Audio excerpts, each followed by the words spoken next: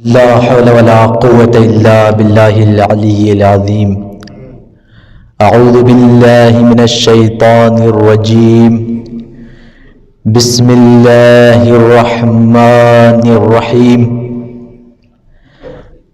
الحمد لله رب العالمين.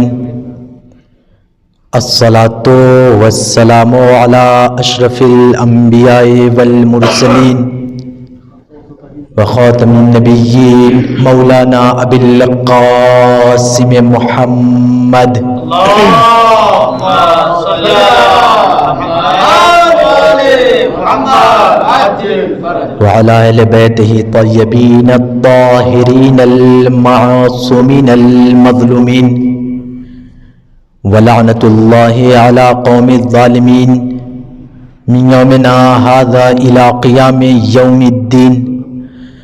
أما بعد فقد قال الله تبارك وتعالى في قرآنه الكريم وهو أصدق القائلين وقوله الحق. بسم الله الرحمن الرحيم. قالوا إنا لله وإنا إليه راجعون. صلوات پڑھیں محمد وآل محمد. اللهم صل على محمد وآل محمد عجل فرجه. آپ حضرات سے گزارش ہے کہ ایک بار سورہ حمد اور 3 مرتبہ سورہ توحید کی تلاوت فرما کر الحاج ساجد حسین مرحوم ابن الحاج عابد حسین مرحوم کی روح کو اصال فرما دیں. اللہم صلی علی محمد اللہم صلی علی محمد. بسم اللہ الرحمن الرحیم. الحمدللہ رب العالمین الرحمن الرحیم بر محمد وآل محمد صلوات. اللهم صل على محمد وآل محمد عجل فرجه. حاضرین گرامی قدر، عزیزان محترم، عزاداران سید الشہداء اور ماتمداران مظلوم کربلا، جیسا کہ یہ مجلس ایک مرحوم کے اصال ثواب کی خاطر برگزار ہوئی ہے، خدا مرحوم کی مغفرت فرما کر ان کی روح کو جوار ائمہ معصومین علیہ السلام میں اعلیٰ سے اعلیٰ مقام عطا فرمائے. عزیزان محترم، ارشاد رب العزت ہو رہا ہے قالوا انا للہ و انا الیہ راجعون. اسی آیت کے پس منظر میں گزشتہ مجلس میں چند معروضات آپ حضرات کے مقدس بارگاہ میں پیش کیے گئے تھے، لہذا اسی موضوع کو ادامہ دیتے ہوئے چند معروضات آپ حضرات کے بارگاہ میں عرض کروں گا. بس ایک ہلکی سی جھلک، ایک اشارہ کرتا چلوں پچھلی گفتگو سے تاکہ ایک ارتباط قائم رہے. جب ہم اس جملے میں غور کرتے ہیں تو ہمیں 2 لفظ نظر آتے ہیں، ایک ہے لفظ للہ اور ایک ہے لفظ راجعون. بہت توجہ چاہتا ہوں عزیزان محترم. بظاہر دیکھنے میں ایک چھوٹا سا جملہ لگتا ہے، لیکن دراصل یہ حصہ، یہ آیت کا ٹکڑا اپنے اندر ایک بہت ہی وسیع و عریض مفہوم کو لیے ہوئے ہے، جسے اگر انسان بیان کرنا چاہے تو نہیں کر سکتا. لفظ راجعون وَإِنَّا إِلَيْهِ راجعون، اور بے شک ہمیں خدا کی طرف پلٹ کر ہی جانا ہے. تو یہ لفظ راجعون ہے کیا؟ بہت توجہ، آج کی گفتگو انشاءاللہ اسی پر قابض اور منحصر ہوگی. لفظ راجعون یہ ہے کیا؟ خدا بتانا کیا چاہ رہا ہے؟ جیسا کہ میں نے پچھلی مجلس میں یہ ذکر بھی کیا تھا کہ یہاں ایک ہمارا عقیدہ پوشیدہ ہے. اگر ہم اس گلدستہ کائنات پر دیکھیں تو بے شمار مذاہب موجود ہیں، بہت سی قومیں ہیں، بہت سی ملتیں ہیں، بہت سے دین ہیں، بہت سے دھرم ہیں. بہرحال ہر ایک کا اپنا نظریہ ہے، اپنا ماننا ہے، اپنے عقائد ہیں. لیکن کچھ ایسے مقامات آتے ہیں کہ جہاں سب کے عقیدے مشترک ہو جاتے ہیں. بہت توجہ. موت پر سب کا عقیدہ ہے, سب کا ماننا ہے کہ موت برحق ہے, ہر انسان کو موت آنی ہے. یہودی بھی کہتا ہے کہ موت آئے گی, عیسائی بھی کہہ رہا ہے کہ موت آئے گی, مسلمان بھی کہہ رہا ہے موت آئے گی, ہندو بھی کہہ رہا ہے موت آئے گی. لیکن موت کے بعد کا جو مرحلہ ہے, اب یہاں سے اختلاف شروع ہو جاتا ہے. پوری توجہ عزیزان محترم, لفظ راجعون پر غور کریے گا. وَإِنَّا إِلَيْهِ راجعون, اور ہمیں پلٹ کر خدا کی بارگاہ میں جانا ہے. میں نے عرض کیا موت تک سب کا عقیدہ ایک ہے, لیکن موت کے بعد کا جو مرحلہ آتا ہے, اب عقائد سب کے مختلف. کسی نے کہا موت فانی ہے, موت فنا ہونے کا نام ہے, موت ختم ہونے کا نام ہے. کسی نے کہا موت بقا کا نام ہے, باقی رہنے کا نام ہے. ایک عجیب و غریب عقیدہ اس دنیا میں پایا جاتا ہے, خدا کی قسم روح انسان کانپ اٹھے اس عقیدے کو سننے کے بعد. ایک عقیدہ, اور یہ عقیدہ غیروں کے وہاں سے چل کر آج ہمارے یہاں نوجوانوں کے ذہن تک منتقل ہو گیا. یہ خرابیاں کہاں سے پیدا ہو رہی ہیں, غور کیجئے گا. آج ایک عقیدہ دنیا میں یہ بھی پایا جا رہا ہے کہ جب انسان کو موت آتی ہے تو موت آنے کے بعد جب انسان کی روح اس کے جسم سے جدا ہوتی ہے تو وہ ایک عجیب و غریب کیفیت, ایک عجیب و غریب شکل و صورت کو اختیار کرتی ہے اور لوگوں کو ڈراتی رہتی ہے. جب انسان کی روح اس کے جسم سے نکلتی ہے, نکلنے کے بعد اس کی روح, اس کی آتما در در بھٹکتی رہتی ہے. یہ عقائد ہیں بھائی, دنیا میں پائے جا رہے ہیں. جب انسان کو موت آتی ہے, ان کی روح ان کے جسم سے نکلتی ہے تو نکلنے کے بعد کسی جانور کے اندر چلی جاتی ہے, کسی حیوان کے اندر چلی جاتی ہے, کسی چرندے کے اندر چلی جاتی ہے, کسی پرندے کے اندر چلی جاتی ہے, اور جانے کے بعد اس حیوان کی صورت میں وہی مرحوم اپنے گھر تشریف لاتے ہیں. یہ عقائد دنیا میں پائے جا رہے ہیں. انہی حیوان کی صورت میں مرحوم اپنے گھر تشریف لاتے ہیں, روحیں ڈراتی ہیں, عجیب و غریب شکل و صورت اختیار کرتی ہیں, روحیں بھٹکتی رہتی ہیں. یہ دنیا میں عقیدے پائے جاتے ہیں. اور یہی نہیں, ہمارے یہاں بھی یہ عقیدے چلے آئے ہیں. آج کچھ جوانوں کے ذہنوں میں یہ خرافات پائے جاتے ہیں, لیکن یہ قرآنی عقیدہ نہیں ہو سکتا بھائی. جو قرآن کے مقابلے میں جو عقیدہ آئے گا وہ عقیدہ باطل ہو جائے گا, اور وہ قرآنی ہرگز نہیں ہو سکتا بلکہ وہ شیطانی عقیدہ ہو جائے گا.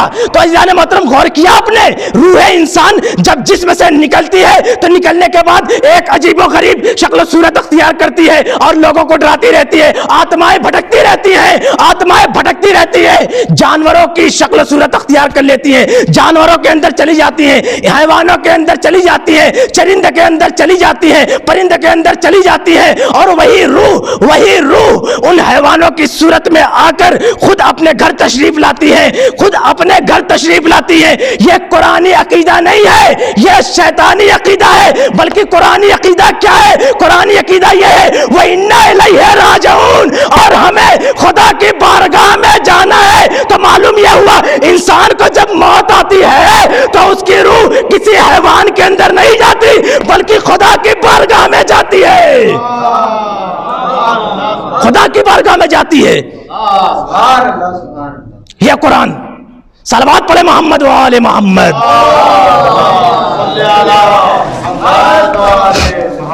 عزیزان محترم, اچھا اور آگے بڑھتے ہیں. ابھی ہمیں ایک اور عقیدہ جو کچھ حد تک مشترک نظر آئے گا غیروں سے. بات یہاں تک ثابت ہو چکی ہے کہ جہاں لوگ کہتے ہیں موت فنا ہونے کا نام ہے, وہیں پر قرآن بھی یہ عقیدہ بیان کر رہا ہے کہ موت فنا ہونے کا نام نہیں ہے، بلکہ ایک جہان سے دوسرے جہان میں منتقل ہونے کا نام ہے۔ عزیزان محترم، بڑی توجہ چاہتا ہوں، یہ قرآن بھی کہہ رہا ہے اور غیروں نے بھی اس بات کی تائید کی، غیروں نے مانا، بھلے ان کے عقیدے غلط ہیں لیکن انہوں نے اس بات کو تسلیم کیا، بھلے ہی ان کا عقیدہ یہ ہے کہ وہ کسی جانور کے اندر چلی جاتی ہے، عجیب و غریب شکل و صورت اختیار کرتی ہے، لیکن ان کا یہ کہنا اس بات کی دلیل ہے کہ موت فنا ہونے کا نام نہیں ہے، موت فنا ہونے کا نام نہیں ہے۔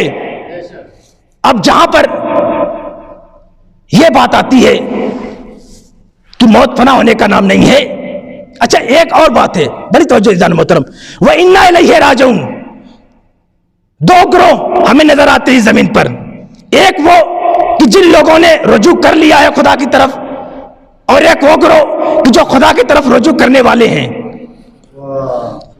لیکن کیا جن لوگوں نے خدا کی طرف رجوع کر لیا ہے اور جو لوگ خدا کی طرف رجوع کرنے والے ہیں، ان دونوں کے درمیان کوئی رابطہ ہے، کوئی ربط ہے؟ یہ کون بتائے گا؟ یہ بھی قرآن بتائے گا۔ لیکن اس سے پہلے میں غیروں کا عقیدہ ظاہر کر رہا ہوں، غیروں کا عقیدہ بیان کر رہا ہوں۔ ہم نے دیکھا ہندوستان، چونکہ آپ لوگ ہندوستان کے، ہم بھی ہندوستان کے، ہم نے ہندوستان میں دیکھا ہے کہ جب کوئی انسان مر جاتا ہے، ہم اپنا عقیدہ نہیں بیان کر رہے ہیں، غیروں کا عقیدہ بیان کر رہے ہیں۔ جب کوئی انسان مر جاتا ہے تو اس کے آتما کی شانتی کے لیے، کیونکہ ان کا یہ عقیدہ ہے روحیں بھٹکتی رہتی ہیں، آتمائیں بھٹکتی رہتی ہیں، ان کی آتماؤں کی شانتی کے لیے وہ لوگ پوجا پاٹ کرتے ہیں، عبادتیں کرتے ہیں۔ بہرحال یہ ان کا عقیدہ ہے، لیکن ان کے اس عقیدے سے یہ بات ثابت ہو رہی ہے کہ موت فانی نہیں ہے، موت فنا ہونے کا نام نہیں ہے۔ آج ہم بھی اپنے مرحوم کے اصال ثواب کی مجلس کرواتے ہیں، قرآن خوانی کرتے ہیں، دعائیں کرتے ہیں، دعائیں پڑھتے ہیں، دعائیں پڑھواتے ہیں، دعائیں خوانی کرتے ہیں، زیارتیں کرتے ہیں۔ بھائی ان لوگوں کا یہ عقیدہ ہے پوجا پاٹ کے ذریعے سے پوجا پاٹ کیا جائے، عبادت کیا جائے، پرستش کیا جائے ان کے نام کی، تو ان کی روحیں، ان کی روحوں تک وہ تمام چیزیں پہنچ جاتی ہیں اور ان کی آتما کو شانتی مل جاتی ہے۔ تو بھائی جب ہم مجلسیں کرواتے ہیں اصال ثواب کی تو کیوں نہیں پہنچ سکتی؟ بات سنیے گا، جملہ سنیے گا۔ اگر ان سے پوچھا جائے بھائی تم جو پوجا پاٹ کرتے ہو تو کیا تمہارے ان مرحوم کے روحوں تک پہنچ جاتے ہیں؟ اس کا ثواب اصال ہوتا ہے کیا؟ جو تم پرستش کرتے ہو، عبادت کرتے ہو ان کے نام کی، ان کے لیے، تو کیا اس کا ثواب ان تک پہنچتا ہے؟ وہ کہیں گے کہ ہاں پہنچتا ہے۔ اچھا ضمانت لیتے ہو؟ اگر ضمانت لیتے ہو تو دلیل دو۔ پوری توجہ عزیزان محترم، بھائی جو تم پوجا پاٹ کر رہے ہو اپنے مرحوم کے لیے، کیا اس کا ثواب ان تک ایصال ہوتا ہے؟ کیا ان کی آتماؤں کو شانتی ملتی ہے؟ اگر ملتی ہے تو اس بات کی ضمانت لو۔ اگر ضمانت لے رہے ہو تو اس کی دلیل دو۔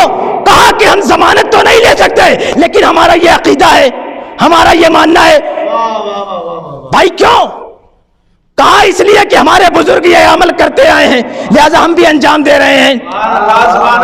ہمارے بزرگ کرتے آئے ہیں لہذا ہم بھی اس چیز کو انجام دے رہے ہیں، لیکن کوئی اس بات کی ضمانت نہیں لیتا، کوئی اس بات کی ضمانت نہیں لیتا ہے۔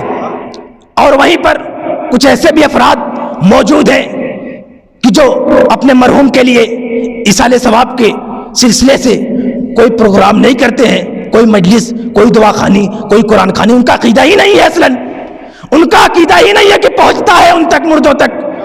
پوری توجہ عزیزان محترم چاہتا ہوں۔ اب دیکھیے جو پوجا پاٹ کرتے ہیں مرحوم کے اصال ثواب کے لیے، تو ان کا پوجا پاٹ کرنا ان کی زبان کے اعتبار سے، ان کے قول کے مطابق پہنچتا تو ہے، لیکن وہ اس چیز کی ضمانت نہیں لیتے، اس چیز کی ضمانت نہیں لیتے۔ بھائی کیوں نہیں لیتے؟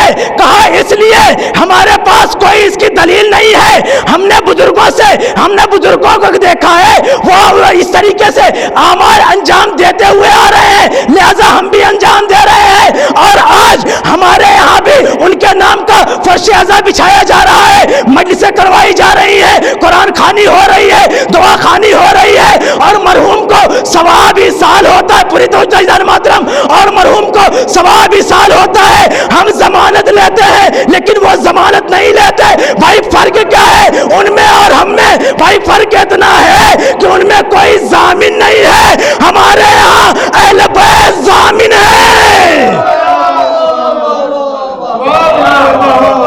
हमारे यहाँ अहले बैत इस चीज की जमानत लेते हैं जब हम उनका वसीला करार देते हैं। अजीजान मोहतरम, बात यहां तक पहुंच चुकी है कि अगर मरहूम के इसाले सवाब के लिए कुरान खानी रखा जाए तो सवाब उस तक पहुंचता है। अभी कल रात में कब्र के हवाले से मुतालिया कर रहा था, जहां मुझे एक हदीस नजर आई, एक हदीस नजर आई। भाई हदीस क्या थी? हदीस ये है कि अगर रिश्तेदार मैयत की कब्र पर रोए तो मैयत की रूह पर अजाब नाजिल होता है। ये हदीस है। भाई मैंने इस हदीस को पढ़ा, हमने कहा कि भाई ठीक है, यहां से तो हमारा अकीदा साबित हो जाएगा। हमारे यहां नहीं है, ये सही बुखारी में मौजूद है हदीस। हदीस क्या है? हदीस ये है कि अगर रिश्तेदार कब्र पर रोए तो मैयत को अजाब नाजिल होगा, मैयत पर अजाब नाजिल होगा। और किया आपने? भाई हमारा मकसद किसी अकीदे को पर तंज करना नहीं है, लेकिन अगर अकीदा नाकिस हो तो खुद उसी अकीदे से उसी अकीदे की नफी की जा सकती है। भाई तुम्हारा ये मानना है ना कि मरहूम को सवाब इसाल नहीं होता है, लेकिन सही बुखारी में यह हदीस मौजूद है कि अगर मैयत पर कोई रोए, गिरिया करे, बुका करे तो उसका असर इतना ज्यादा होता है कि मरहूम की रूह पर अजाब नाजिल होने लगता है। मरहूम की रूह पर अजाब नाजिल होता है। खुदा की कसम 1400 साल से हम यही तो कह रहे हैं कि भाई अगर हम मजलिसें करवाएं मरहूम के नाम की, अगर हम कुरान खानी रखें, अगर दुआ खानी रखें, तो आपके कहने के मुताबिक उन तक दुआएं नहीं पहुंचती, उसका सवाब नहीं पहुंचता, मजलिस का सवाब नहीं पहुंचता, कुरान का सवाब नहीं पहुंचता, दुआ का सवाब नहीं पहुंचता। आपके रोने का अजाब पहुंच रहा है, आपके रोने का अजाब पहुंच रहा है, हमारे दुआ का सवाब नहीं पहुंच सकता। ये कौन सी बात हुई? अगर एतराज करना हो, अगर कोई सवाल करना हो, आप जाइए अपने आलिम दीन से सवाल करिए कि भाई ये कौन सी हदीस है और इस हदीस में कौन सा पैगाम मिल रहा है और हमारा कौन सा अकीदा पोशीदा है कि हम रोए, अमल हम अंजाम दे, अजाब मुर्दे को मिले, अजाब मुर्दे को मिले, अमल हम अंजाम दे, अजाब मुर्दे को मिले। तो आपके कहने के मुताबिक अगर मजलिसें हम करवाएं तो सवाब मुर्दों तक क्यों नहीं पहुंच सकता? उसका सवाब मुर्दों तक क्यों नहीं पहुंच सकता? अजीज़ान मोहतरम, जब अजाब पहुंच सकता है तो सवाब क्यों नहीं पहुंच सकता? लेकिन खुदा ने कहा व इन्ना इलैहि राजिऊन। बस आखिरी बात अज़ीज़ान मोहतरम, व इन्ना इलैहि राजिऊन, और हमें खुदा की तरफ लौट कर जाना है, पलट कर जाना है। तो हम किस आलम में जाएं? खुदा की तरफ किस आलम में जाएं? आज हम अपनी जबान से जुमला कहते हैं इन्ना लिल्लाह व इन्ना इलैहि राजिऊन, हम खुदा ही के लिए हैं और उसकी तरफ पलट कर जाना है, लेकिन हम जाने के लिए तैयार नहीं हैं। यह बात सबसे पहले मैं अपने लिए कह रहा हूं, लेकिन हम जाने के लिए तैयार नहीं हैं, हम मौत से डर रहे हैं। इसलिए खुदा की तरफ रुजू करने की जो शर्त है वो मौत है। सबसे पहला दर्स, सबसे पहला सबक मौत है। इंसान मरने के बाद उसकी रूहें खुदा की तरफ रुजू करेंगी और कहीं नहीं। खुदा जहां चाहेगा उसकी रूहें वहां तक जाएंगी। लेकिन आज हम मौत से डरते हैं, मौत से खौफजदा हैं। آخر کیوں بھائی؟ تبلیغ کر لینا کمال نہیں ہے، قرآن کی آیتیں سنا لینا کمال نہیں ہے، قرآن کی آیتوں کو سن لینا کمال نہیں ہے، پڑھ لینا کمال نہیں ہے، ذکر اہل بیت کر لینا کمال نہیں ہے، ذکر اہل بیت کو سنا لینا کمال نہیں ہے، سن لینا کمال نہیں ہے، بلکہ میدان عمل میں اتر کر کردار اہل بیت کو اپنے وجود کے سانچے میں ڈھال لینا، یہ کمال عشق ہے، یہ کمال عشق ہے بھائی۔ ہم جتنا در اہل بیت سے دور رہیں گے اتنا ہی ہم موت سے بھی دور رہیں گے، موت سے ڈرتے رہیں گے۔ ہمیں ائمہ نے سبق دیا ہے، درس دیا ہے کہ تمہیں کیا کرنا چاہیے، کہ تم خود بڑھ کر موت کو سلام کرو، موت سے گلے ملو۔ عزیزان محترم، وجہ کیا ہے؟ موت سے کیوں ڈرتے ہیں؟ کہا ہمارے نامہ اعمال کی خرابیاں ہیں، ہمارے نامہ اعمال کی خرابیاں۔ بھائی اگر ہم سیرت اہل بیت پر عمل نہیں کریں گے تو ہم موت سے ڈریں گے، ہمارے نامہ اعمال خراب ہوں گے۔ اگر ہمارے نامہ اعمال خراب ہوں گے ہمیں اطمینان نہیں ہوگا، ہم مطمئن نہیں ہوں گے، اور ہم اگر مطمئن نہیں ہوں گے تو ہم موت سے ڈریں گے۔ لہذا اطمینان کیا چیز ہے؟ توجہ کیجئے گا، اطمینان کیا چیز ہے یہ مولا کائنات نے بتایا ہے۔ مولا کائنات نے بتایا، جب آپ کے سر پر ضربت لگی مولا اس قدر مطمئن تھے کہ کہہ رہے تھے فزت ورب الکعبہ، مولا کہہ رہے تھے فزت ورب الکعبہ۔ بھائی اطمینان کیا چیز ہے؟ اطمینان کوئی امام حسین علیہ السلام سے پوچھے، کربلا کے میدان میں امام جتنی شہادت سے قریب ہوتے جا رہے تھے امام کو اتنا اطمینان حاصل ہو رہا تھا۔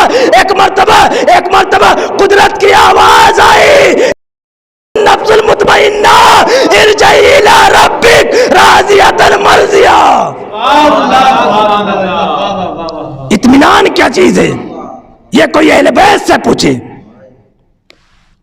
بس عزیزان محترم، میں آپ کو کربلا کے میدان تک لے آیا۔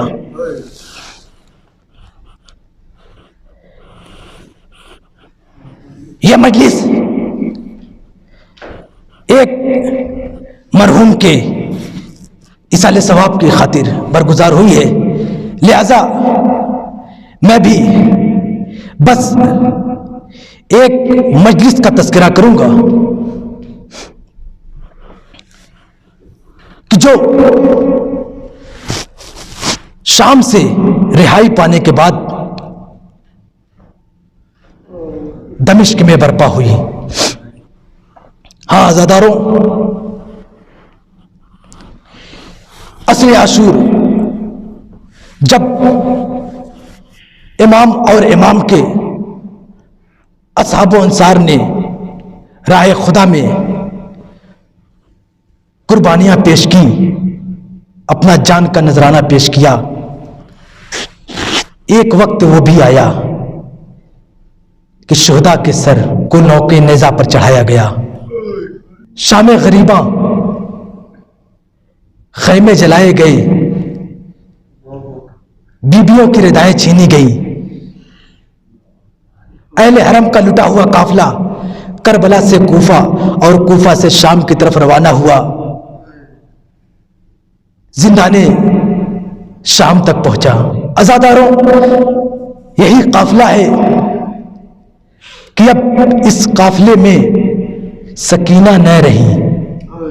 زندان سے رہائی پانے کے بعد تاریخ بتاتے، تاریخ کے جملے عزاداروں تصور کر لینا، زندان سے رہائی پانے کے بعد یہی قافلہ ہے، جناب زینب نے صفِ ماتم بچھائی، مجلس کا اہتمام کیا۔ تاریخ بیان کرتی ہے چند دنوں تک اس مجلس کا سلسلہ جاری رہا اور دمشق کی عورتیں اس مجلس میں تشریف لاتی تھی، کربلا والوں کا مصائب پڑھا جاتا تھا، حسین کی شہادت پڑھی جاتی تھی، علی اصغر کی شہادت پڑھی جاتی تھی، عباس کی شہادت پڑھی جاتی تھی، قاسم کی شہادت پڑھی جاتی تھی، علی اصغر کی شہادت پڑھی جاتی تھی۔ ہاں آزاداروں، ایک مرتبہ بیبیوں میں کوہرام برپا ہوا، بیبیوں کے خواہش کے مطابق شہداء کے سر دربار میں منگوائے گئے، شہداء کے سر اس مجلس میں منگوائے گئے۔ اب شہداء کے سر آنا شروع ہوئے، بیبیاں سر و سینہ پیٹتی رہی، کبھی علی اکبر کا سر آیا، کبھی اون محمد کا سر آیا، کبھی قاسم کا سر آیا، کبھی علی اصغر کا سر آیا، کبھی عباس کا سر آیا۔ تاریخ بیان کرتی ہے جب کڑیل جوان علی اکبر کا سر آیا، ام لیلا آگے بڑھی، آجا میرے لال۔ ارے جب قاسم کا سر آیا، حسن کی بیوہ مادر قاسم ام فروا آگے بڑھی، آجا میرے لال، میں اپنے سینے سے لگا لوں۔ جب ششمہ مجاہد علی اصغر کا سر آیا، ام ربا آجا میرے لال۔ ارے یہ تیری ماں ابھی تک سائے میں نہیں گئی، اور محمد کا سر آیا، زینب کبریٰ آگے بڑھی، اے بیٹا نا محمد، ارے آؤ اپنے سینے سے لگا لوں۔ آزادارو، سید زادے بیٹھے ہوئے ہیں، جملہ سنبھال سکتے ہو تو سنبھال لینا، کلیجہ پھٹ جائے نا تو مجھے معاف کر دینا۔ جب ابو الفضل عباس کا سر آیا، زینب آگے بڑھی، بھیا عباس ارے آؤ میں اپنے سینے سے لگا لیتی ہوں۔ عجب نہیں، زینب نے، کلثوم نے زندان میں یہ نوحہ پڑھا ہو، یہ مرثیہ پڑھا ہو، اے بھیا عباس ارے آپ کے بعد سکینہ کے گوشوارے چھینے گئے، اے بھیا عباس ارے آپ کے بعد سکینہ کے رخسار پر تماچے لگے، اے بھیا عباس ارے آپ کے بعد سید سجاد کی زخمی پشت پر تازیانے برسائے گئے، اے بھیا عباس ارے آپ کے بعد شیطانیہ کی رضا کو چھینا گیا، اے بھیا عباس ارے آپ کے بعد ہمیں شام اور کوفہ کے بازاروں میں در در پھرایا گیا، اے بھیا عباس ارے آپ کے بعد سکینہ زندان شام میں گھٹ گھٹ کر مر گئی۔